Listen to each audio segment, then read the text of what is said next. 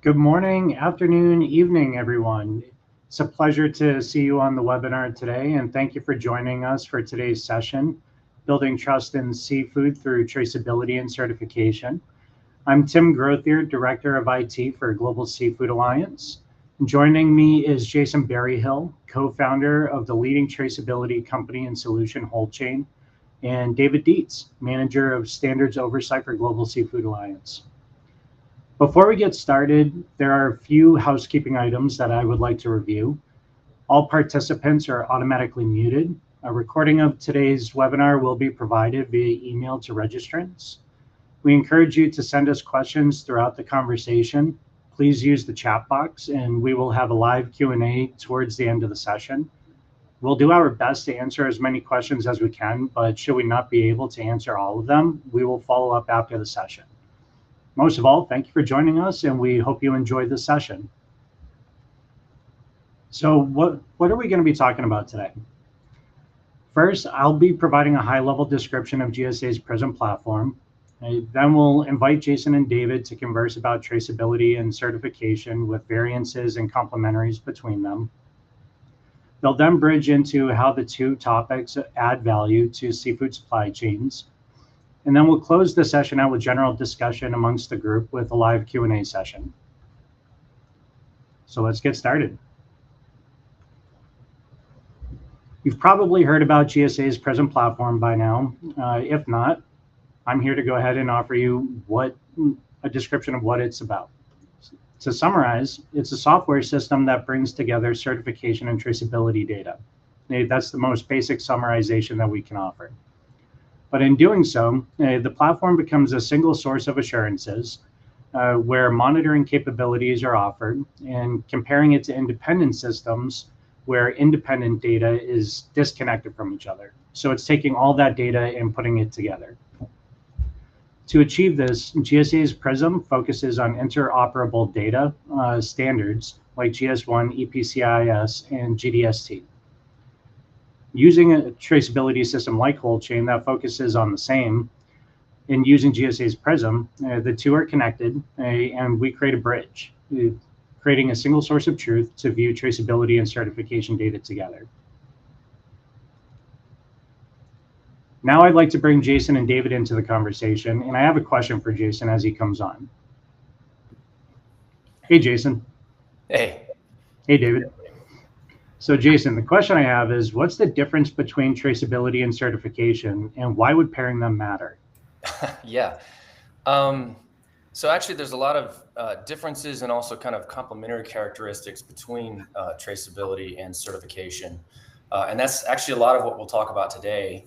But in general, as the definition up there says, traceability tracks the movement and transformation of goods. It's really focused on instance levels of products. And so this particular lot and tracking that through the supply chain, where it goes, how it's transformed, what lots become, that lot, what are the different transformations that take place, and what are the characteristics of that particular instance.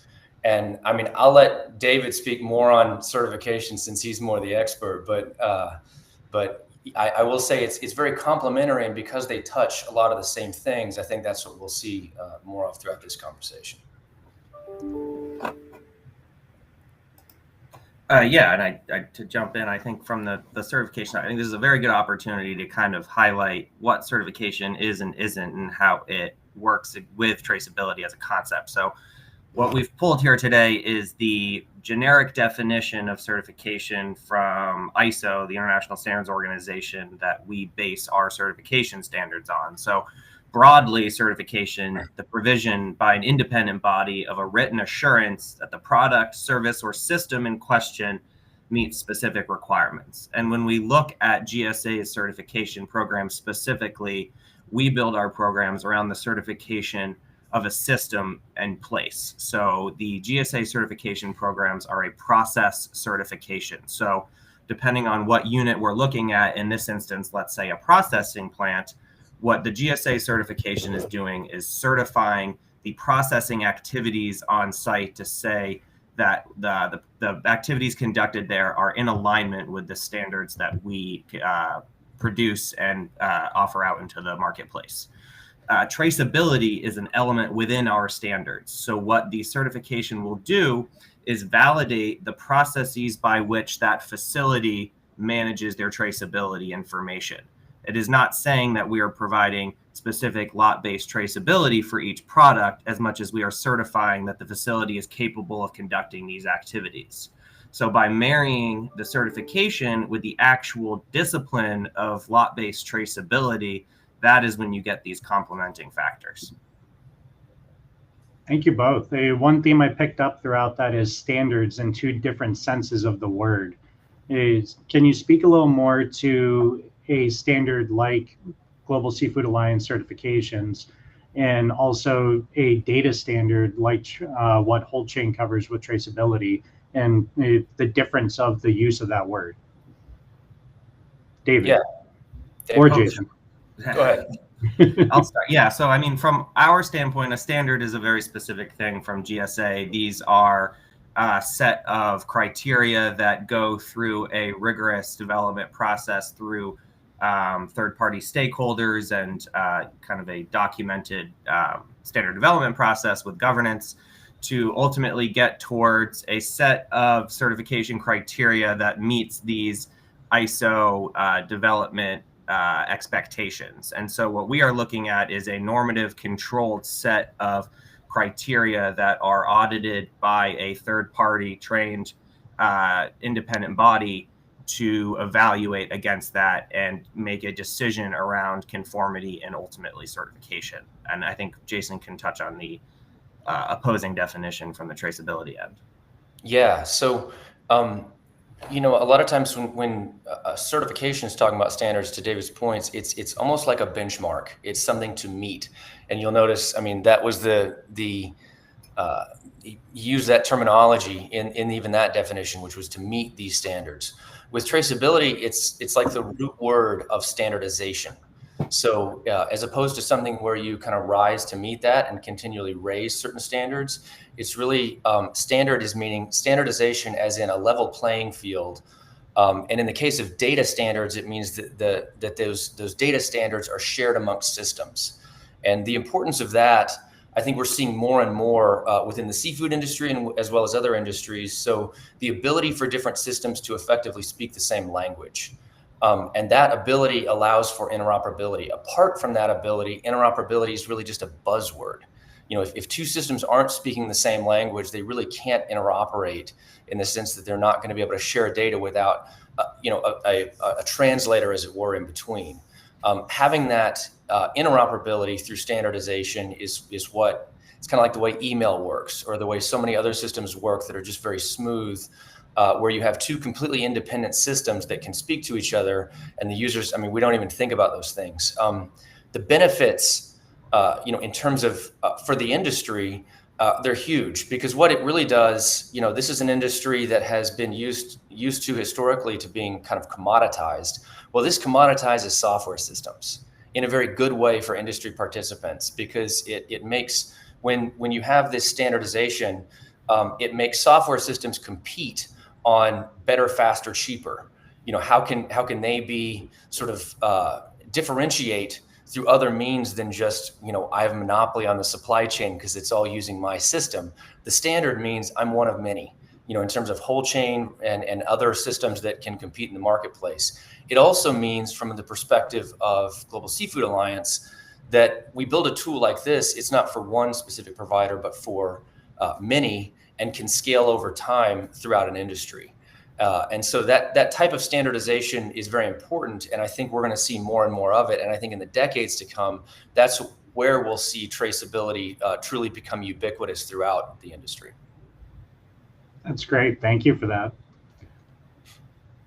Our next topics, traceability versus certification. Is it really a versus or is it truly a complementary? Are there variances between the two? All of those different things come to mind as we talk about these two disciplines.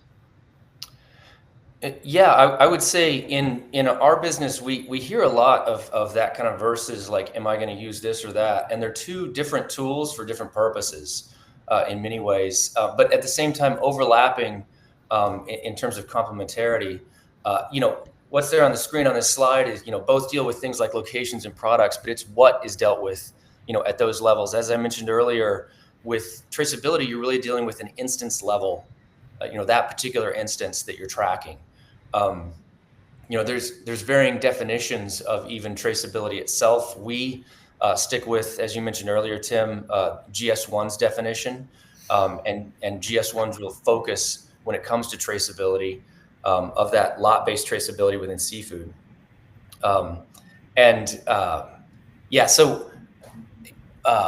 What I think there's a number of different ways where we can see, one kind of get certain benefits. For example, with reporting and data flow, with traceability, you're going to get a lot of frequency in that. It's going to be continuous over time, but a lot of it's self-reported. Whereas with certification, you're getting more of that is going to be third-party verified. And so you're going to find all kinds of different complementary. Each of those are going to have their benefits to the users in the supply chain. And David, maybe you can speak more to that as well.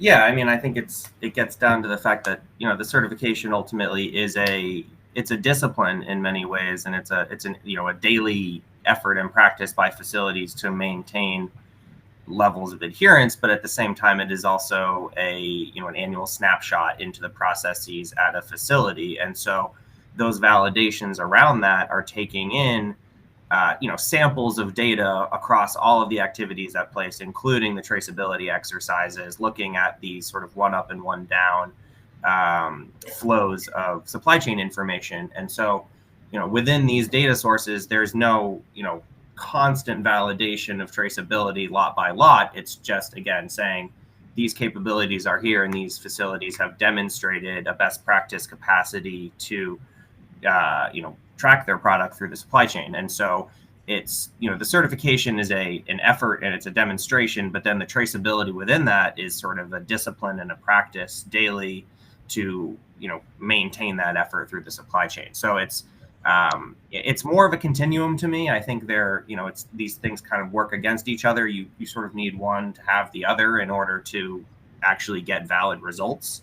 But there are, as Jason mentioned, a lot of kind of ideological differences between the concept of a certification and the practice and diligence daily of traceability.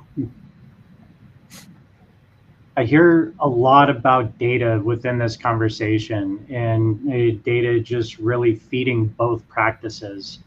Within that, there's a general sense of something has shifted within the industry surrounding data, and my mind goes to digitization and how that can help both of these practices. Say a little more in terms of how that has shifted over time and really what has brought us to really the complementary natures of certification and traceability as it pertains to data. I think from my end on the certification side, every scheme on, there's the 4 pillars of the GSA certification. So environmental responsibility, social accountability, animal health and welfare, and food safety. Across our scheme, we have what, our criteria for what these best practice, levels are across all of these concepts. And these are very much GSA's, ideals that we stand by.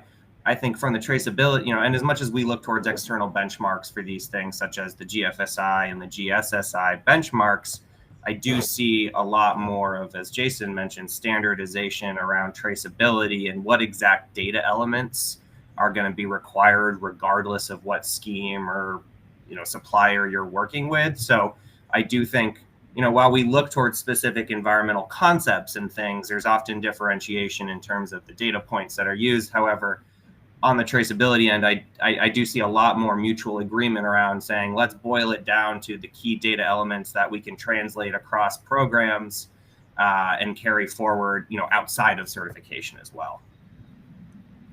Yeah, I mean, when we talk about traceability, we really mean digitized traceability. Every time we're talking about it.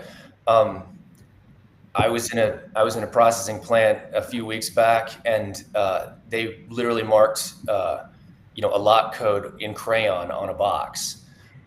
That is technically traceability, right? Now, it's not digitized traceability and has obviously some flaws, but it is technically traceability. And, you can see within seafood and within the food industry in general, you can see traceability going back a long ways.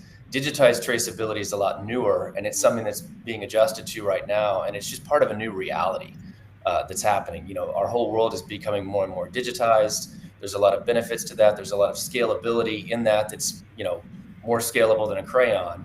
And so, but the traceability itself, doing traceability, that's something that it's not new to seafood. But the digitization in many places in seafood is, and it's becoming more and more. But it is, it's kind of part of this future. And it is an interesting kind of counterpoint too, because in many ways, a certification, like I mentioned, it's got those kind of third-party elements. In many ways, traceability is about sharing between stakeholders. And between the stakeholders in the supply chain and that ability and capacity to do so. And again, as I mentioned earlier, things like verification, people look at it and say, well, gosh, if it's self-reported, somebody's entering it in and sharing it between stakeholders, how can you rely on that? And something I often mention is it's a lot like the U.S. financial system is self-reported in that sense, but there's also checks. And so anytime you receive something and you can validate that a certain volume is there, that's a check. There's other checks in a supply chain. And I think this too is one of these areas where you have complementarity between certification and traceability, because certification is part of that check as well. Because as David mentioned, you can have ongoing sharing of this data in a supply chain, and then you can have occasional checks of that process and the rigor behind that process within a particular plant, location, farm, et cetera. And I think that's where also you'll see that. Now, that complementarity and those benefits are exponentially increased when both certification and traceability are digitized. When you can take advantage of those and you can report on them across a supply chain in a more scalable and digitized way. And that's really what we're looking at here. And that's kind of behind the collaboration that we've done with Prism. That's a great summarization around really where we've come with data in terms of an industry and really where we're going as well. Because me as a technologist, I really kind of nerd out on that digitization part and what is capable when you reach that level. And one bullet on here that you see is historically the industry has been paper-based and manually processed. You create this notion in your mind of being able to automate and being able to have exponentially faster processing and alerting through all of this.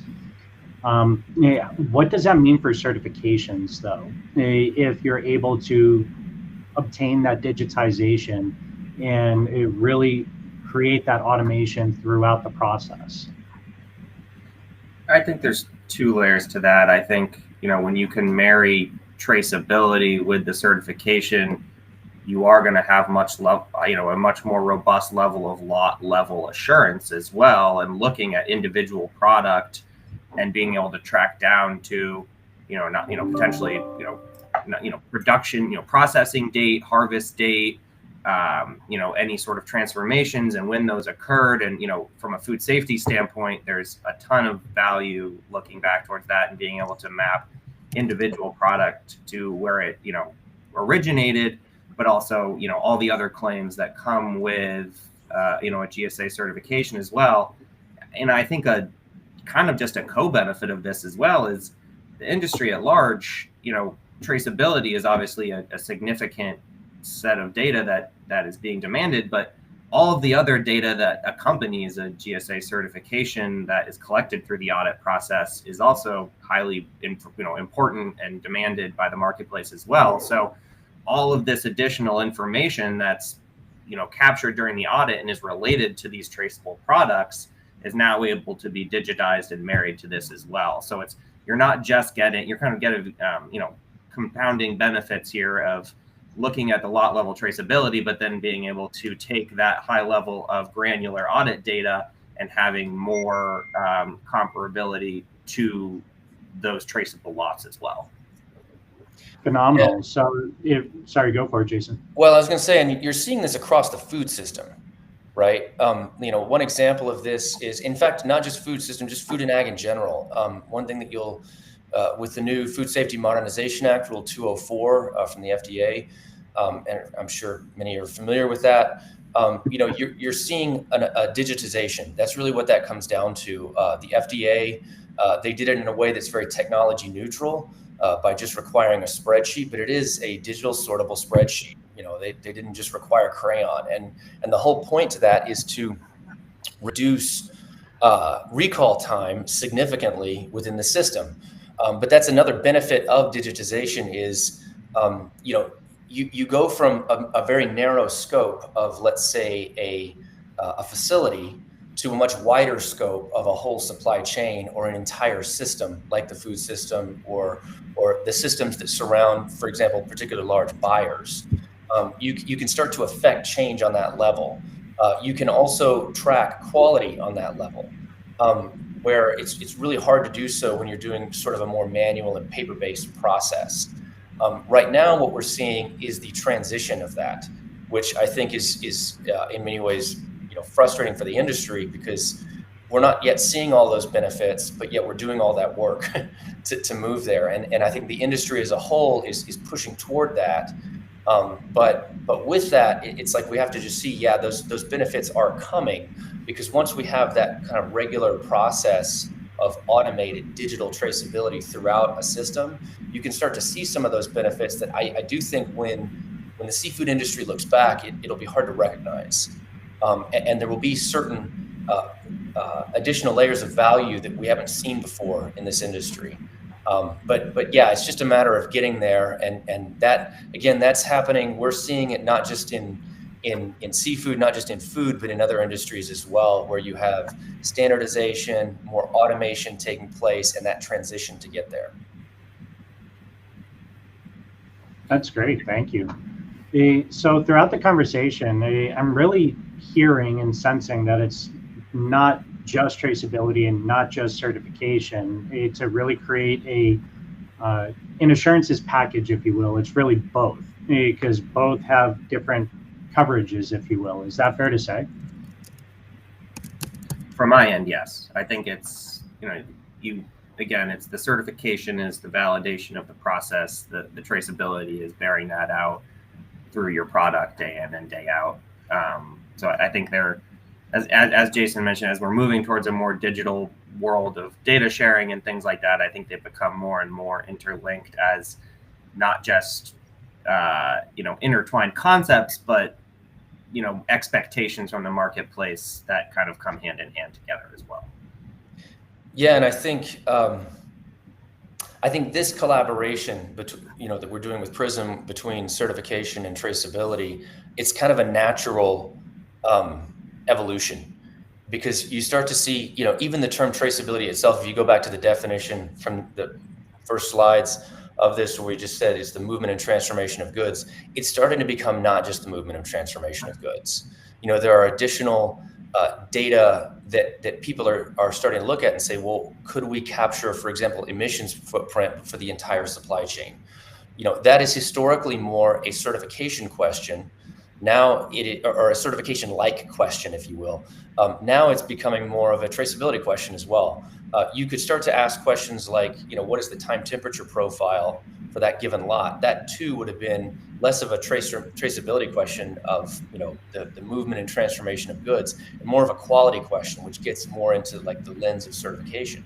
And so, all of these things, I think we're going to see a melding, and that's why I think this, you're seeing the digitization of certification, the digitization of traceability, and you start to see the combining of these benefits. Again, I just think it's a natural progression, what we're seeing today. Something that gets me excited from the standards land as well is when you look at the BAP program and you think about the STAR system that we have developed here.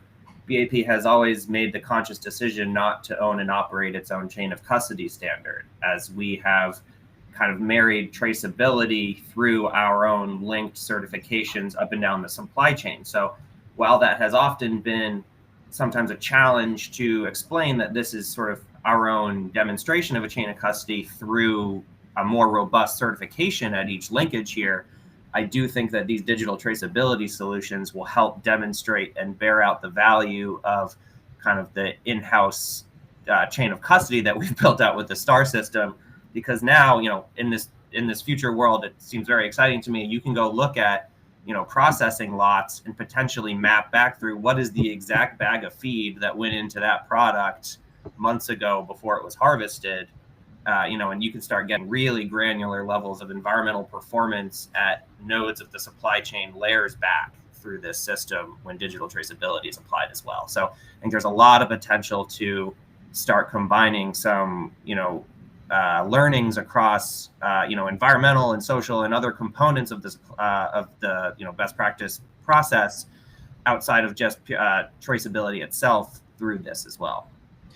Yeah, and I will say, on top of that too, you kind of have a separation of concerns because of the way we've designed this, to where you have, because you're not operating your own traceability system, but GSA is really getting the benefits of traceability systems to be able to feed data into this, into this system. And so, I think if a certification organization like Global Seafood Alliance was doing all of those things, it would be very difficult. It'd be very challenging to be best practice at any one of them. But what I think is really happening is GSA is able to continue that focus and that discipline in terms of the certification, and then traceability systems are likewise kind of competing for a position at that table as well, to be able to feed data into that, which again is a very good thing for the industry. Phenomenal. Thank you, gentlemen, and great descriptions and great conversation. So that lends itself to why Prism, right? And ultimately, it speaks to that digitization of data, the potential for automation of processes, where we are pulling the complementary data sources together into that single source and that single visualization, if you will, across all the different data disciplines. Ultimately, it is not a platform that is a traceability solution. To Jason's very point just a few moments ago, we are able to connect into interoperable traceability solutions like Wholechain, where we can pull that data in and overlay it with Global Seafood Alliance's certification data. Through this conversation, we heard that it complements they complement each other, the certification data and the traceability data, creating that, again, single source and that ultimate solution for assurances.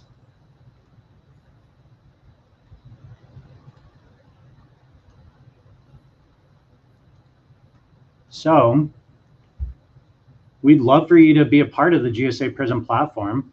And to gain maximum value, you would need a GS1 GDST trusted provider, and we prefer Wholechain right now. There are other GDST GS1 providers that you can connect with. For today, GSA is pleased to offer corporate members a 25% discount on your first year with Wholechain. If you would like to learn more, or if you would like to schedule a functional demonstration of the Prism platform, please reach out to us at info.globalseafood.org/prism. You'll also be able to gain the URL through the recording after this presentation. We also have a series of webinars that is ongoing. This is the first of 6 total webinars, and the additional topics are on screen, but we are going to be reviewing FSMA update 1 year out in January, traceability practitioners panel in February, how to enable traceability standardization in your seafood business in April, and a mini 2-part series starting in June and continuing into August regarding how to operationalize traceability for processing plants and supply chains. And we hope you can join us for the continuation of the series throughout 2025. Thank you all for joining us, and we'd like to open it up to the live Q&A session. I do see some questions in the thread right now. And bear with me one moment.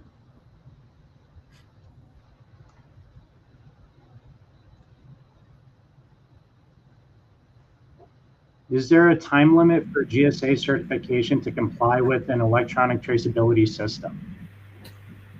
No, I would say, we, in terms of who we need to comply with, from a requirement standpoint, is we really look towards, ISO or accreditation bodies and, the external benchmarks I mentioned, like GFSI, GSSI.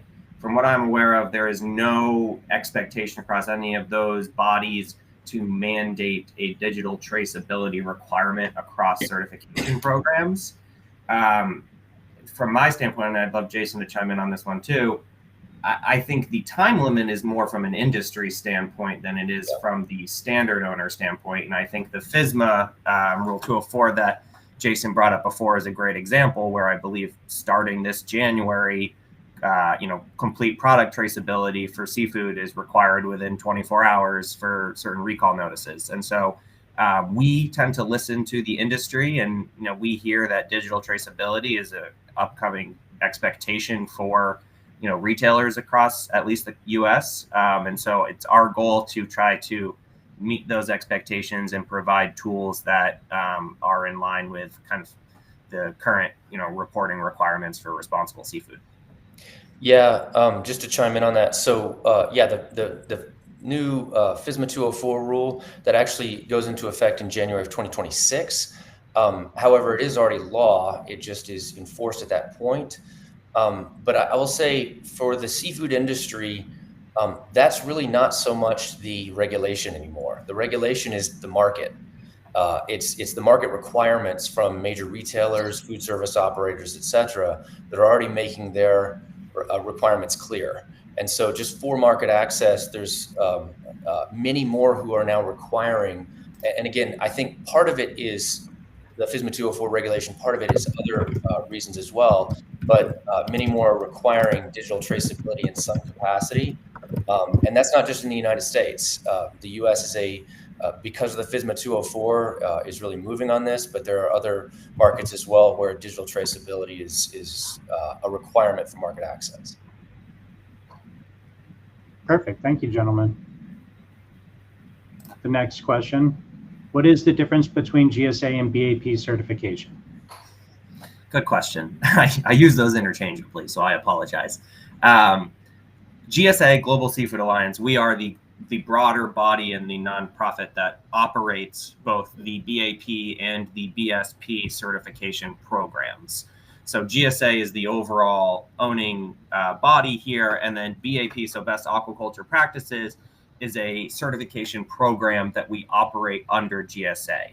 So BAP and BSP, our two certification logo programs, are two separate schemes under the control of the Global Seafood Alliance. So we use third-party certification bodies to go out and conduct audits against BAP standards and issue certificates against those.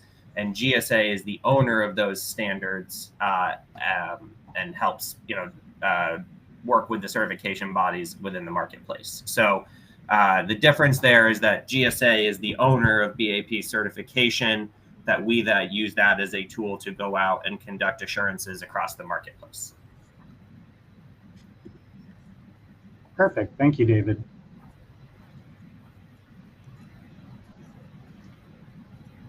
Does this tech prism only cover the USA region, or could it be worldwide? This is worldwide. The PRISM platform covers all standards of the Global Seafood Alliance. The traceability facets that are connected into it covers the entire supply chain within that traceability solution that you are connected to. So yes, it is worldwide.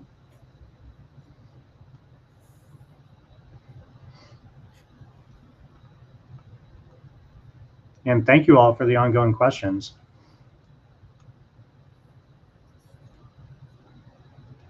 Is there any specific guidelines for implementation, trail period? I think this would probably be more so for Jason in terms of traceability. For the PRISM platform, there's a different answer. And then for certification, third answer. And so we'll start with Jason.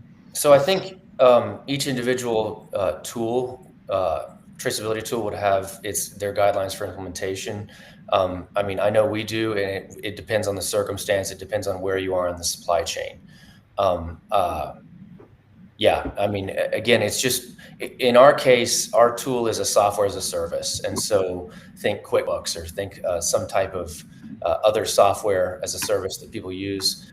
We want people to just be able to use our software and pick it up and get it. So implementation is kind of up to our customers. We provide unlimited support in that process throughout the life of when they are customers. And we do a lot of help up front, particularly for processors and others that are sort of starting their journey with a number of different sources in the supply chain. And David, anything pertaining to certifications? No, and I think it is important to mention as well, we've been saying that these are two concepts that complement each other extremely well and are, really kind of necessary for each other to kind of move the industry where it's hoping to go. There is a caveat here of just mentioning having digital traceability is not a requirement to get certified to a BAP standard as well. It is, the demonstration of your traceability systems is, like Jason said, could be pen and paper traceability. The movement towards digital traceability is meant to facilitate, better growth and transparency across the industry overall. So I think from our end, it's, we are keen to facilitate that transition as much as we can help it. But again, we are not trying to mandate a requirement into this as part of the standard either. Perfect. David, this one has a couple of upvotes.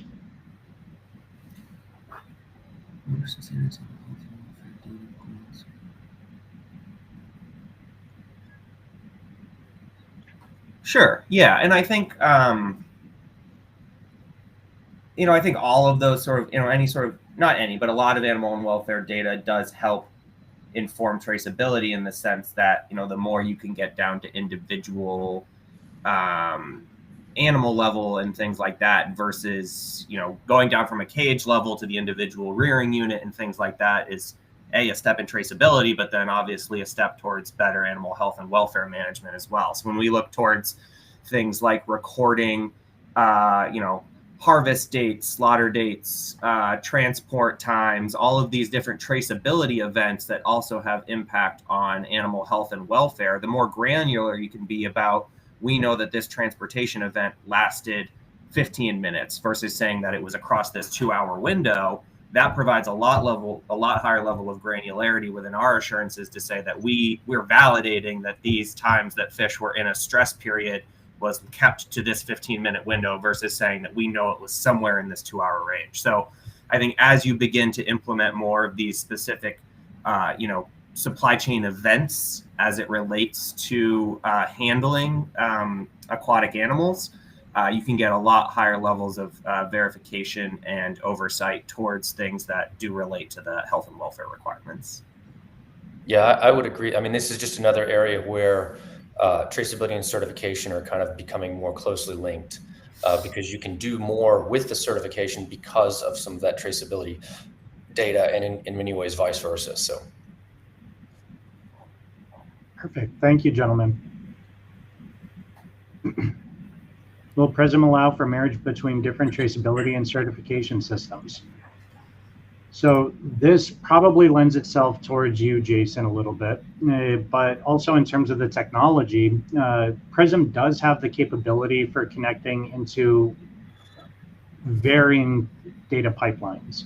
The traceability aspect, I pass that over to Jason. Yeah, so just for the different acronyms there, EUDR, the EU deforestation regulation, that is a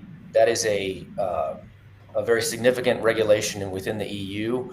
And one way that's impacting seafood is particularly on the feed side when it comes to soy. It is also impacting other areas of the food system where there's some questions about whether it's causing deforestation, that particular food product.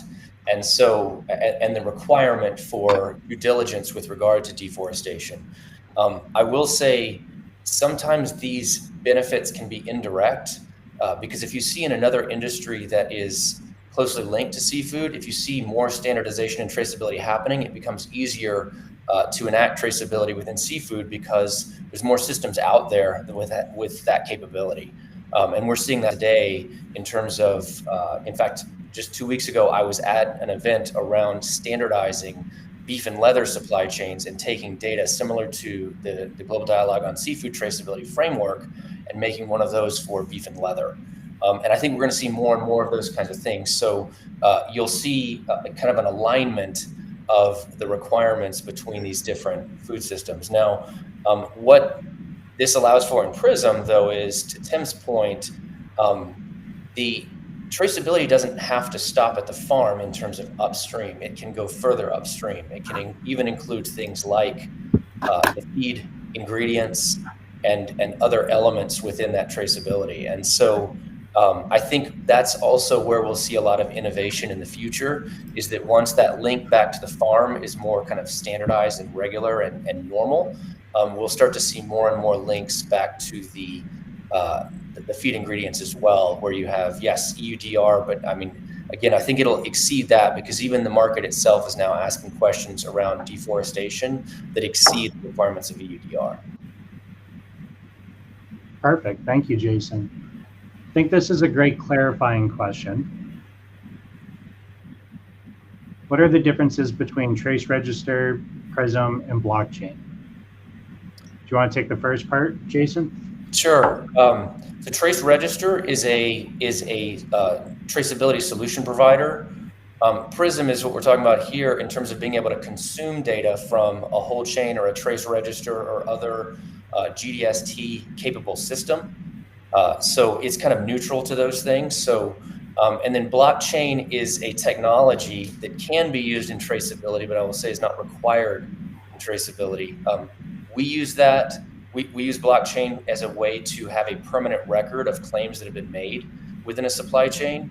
And so, you know, it can have benefits, but it is sometimes used kind of interchangeably within traceability, but it's really not the case. It's just it's a benefit, it's a feature, but it's not a requirement in order to do traceability. Perfect, thank you. And you took the PRISM part too, so thank you for that. Yeah, sure. Similar in nature is PRISM full chain, i.e. even for aquaculture feed ingredients and interoperable across supply chain actors. Just taking the PRISM part, PRISM is not a traceability solution. PRISM is able to pull in the traceability solution data. So for that, I'm going to pass back to Jason for the traceability aspect. Yeah, so, and this gets back to the standardization. So you have, you know, the question of interoperable across supply chain actors. That's where the different solution providers can be. And so, for example, Trace Register was mentioned earlier, but you know, they're another traceability system, and we can interoperate with those. Wholechain and Trace Register can interoperate with each other, so that Wholechain customers can share data to Trace Register customers and vice versa throughout the supply chain, and then that can all be consumed by PRISM. But it's not meant to be. It's data consumption in terms of PRISM, not data entry. That's more for the systems themselves, like Wholechain and Trace Register. And then the last layer of that is, you know, PRISM can push out whatever data it's able to take in. So if we're thinking about the spectrum of GSA certification programs to this specific question, you know, this comes back to the earlier question about some of these other non-marine ingredient reporting things like EUDR, some of the soy requirements, things like that. So, you know, for ingredients that we have concern over in our, you know, for example, our feed standards that are not from a marine environment, we have specific requirements around certified soy and certified palm and deforestation and things. And that's kind of how far back the feed standard goes in terms of those data points. So for other non-ingredients, there's a little bit about, you know, how much are in there, but not necessarily all the way back to the point of harvest for certain grains and things like that in a feed source. And so just one, you know, the system can take in that information if it were provided. That's just not necessarily the scope of the BAP certification there.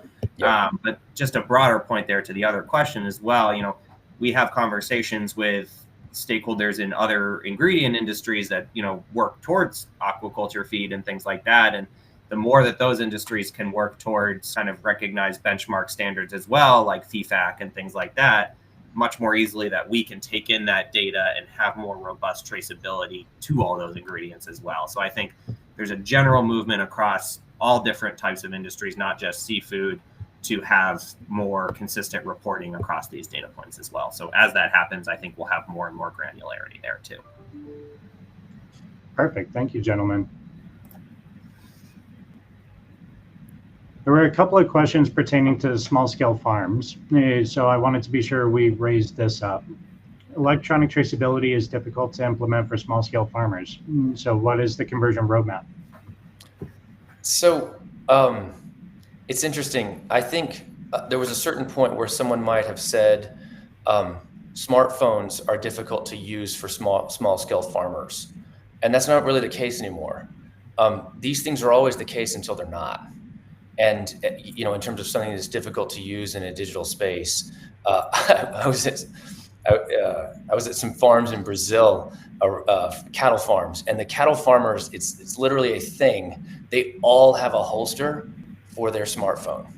Like that, like there's this big leather kind of holster, and they stick their smartphone in it because it's just commonplace. And I think you'll find that to be the case in a lot of places today. Things are changing because of that. I think people might have said, well, messaging or text or WhatsApp is hard to use until it wasn't. And now I think some of the primary ways a processor might contact someone at a small farm would be through WhatsApp. And so, these things are hard until they're not when it comes to the evolution of digital tools. I think as traceability becomes more commonplace and regularized and standardized, I think you're going to start seeing more and more tools that are meant for that first mile. I know we have, specifically a focus. We have our mobile app that works offline that is targeting that segment, but there's other tools as well, many, on-farm tools that are really targeting that space. And I think we're going to see more and more of that until it becomes commonplace, and it will almost be, we'll look back and it'll be like the paper and pencil that are the harder part on the farms than the digital tools. It's just we're in that transition now. So I agree completely. I think from what I've discussed, I think mobile is kind of the path forward here from a lot of on-farm engagement with those types of data.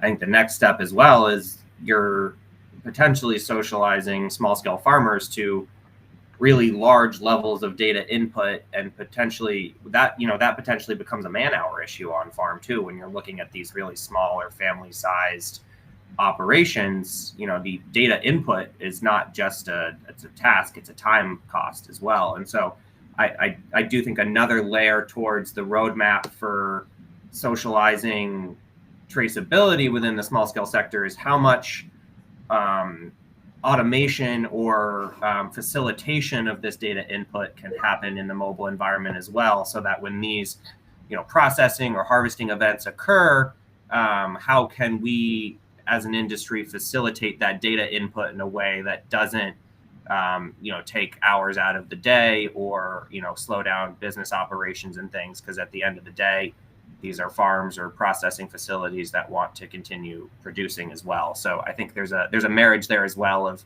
providing the right technology and then the right tools to make sure that the data is put in efficiently. Perfect, thank you. This may be a straightforward one, David. Is GSA a completed audit that can be used for USDA requirements? It depends on the type of operation. I don't think that is a blank yes or no question. I think there are components of a GSA certification that will cover components of a USDA farm audit, but from what I know, the U.S. government generally likes to do things themselves as well. So I would say there are certainly complementarities there, but I would not go as far as saying that you can demonstrate a BAP certification for your US DA compliance at all times. Perfect.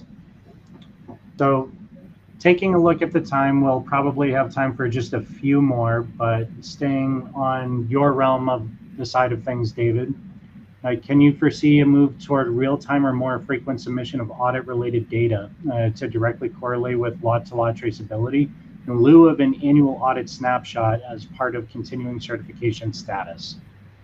It's a great question. I think it's something that Tim and I have talked a lot about internally as well, about what the future of a GSA assurance looks like. From what I see, I don't think the answer is in lieu of. I would say that it's probably in combination with, in some capacity. Again, these are similar but different disciplines in terms of lot by lot traceability and the annual process audit. And as I mentioned, we develop certification programs to broader guidelines such as ISO, and that is, the annual audit. The minimum annual audit is the kind of one of the core components of the ISO certification program. So I don't see the audit going away in any capacity, but I think, as Tim and I have discussed, there's so much potential for data to be automatically fed into the Prism platform from these facilities 365. And that data cannot necessarily just support your traceability throughout the year. There's a lot of potential for that to support your compliance with GSA standards as well.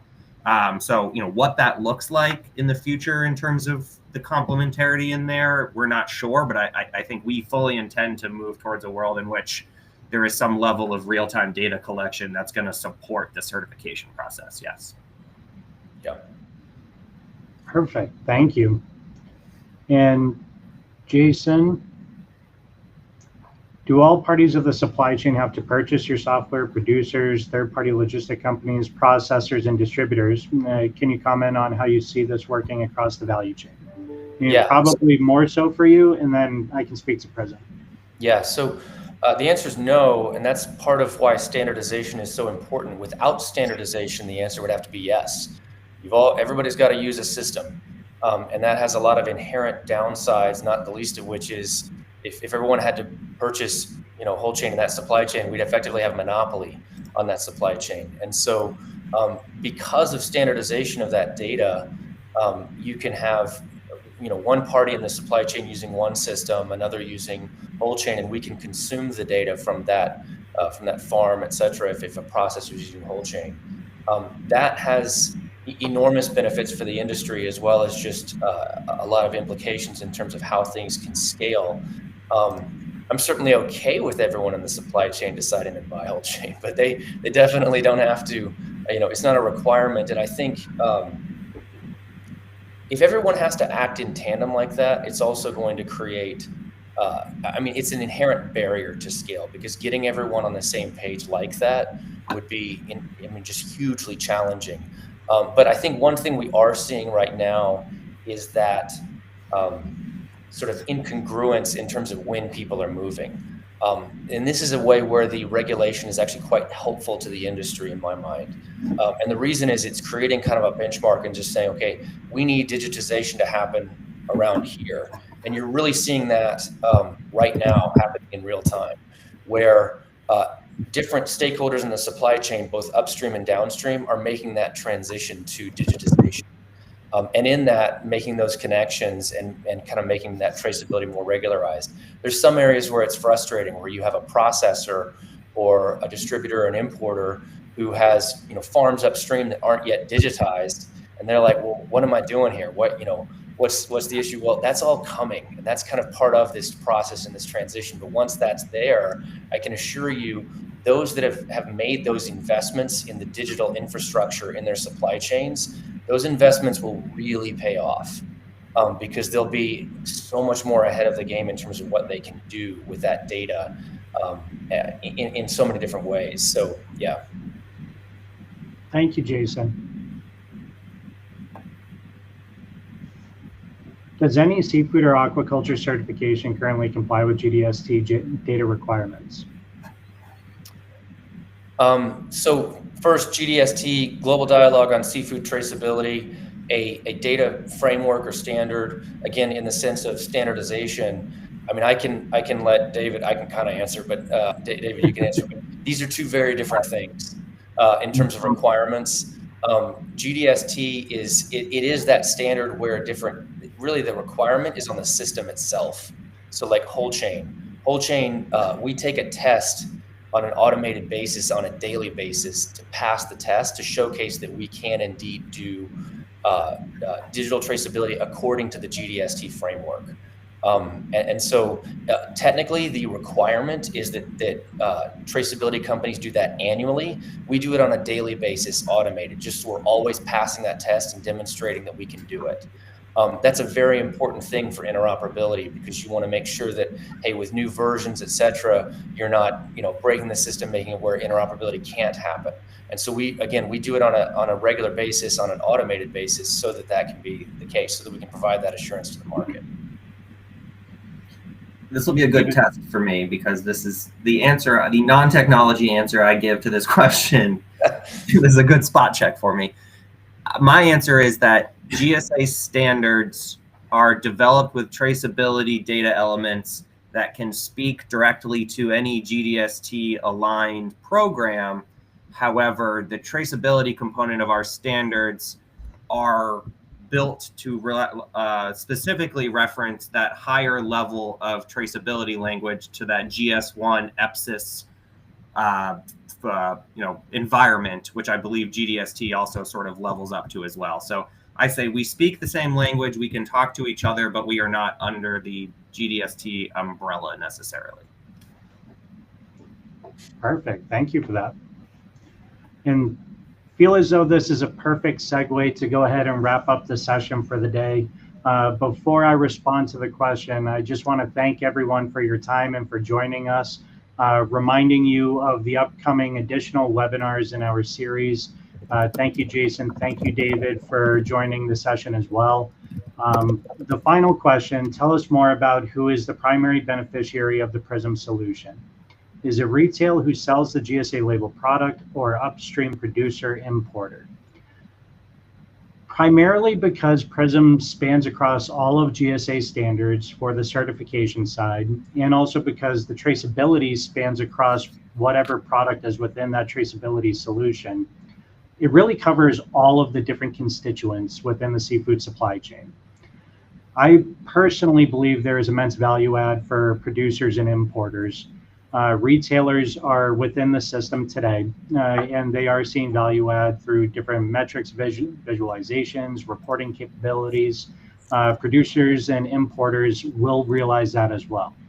But to fully answer the question, it's really thinking of the entire supply chain and really being able to realize digitization and the complementary nature of certification and traceability together. That's what the platform offers. And we would love for anyone within the supply chain to join us on our journey of digitization with the PRISM platform. We look forward to answering additional questions beyond the session. We look forward to seeing you as a part of our upcoming additional webinars. Please feel free to contact us again at info.globalseafood.org/PRISM if you would like to know more or experience a functional demo. And thank you all again for joining. Thank you, everyone.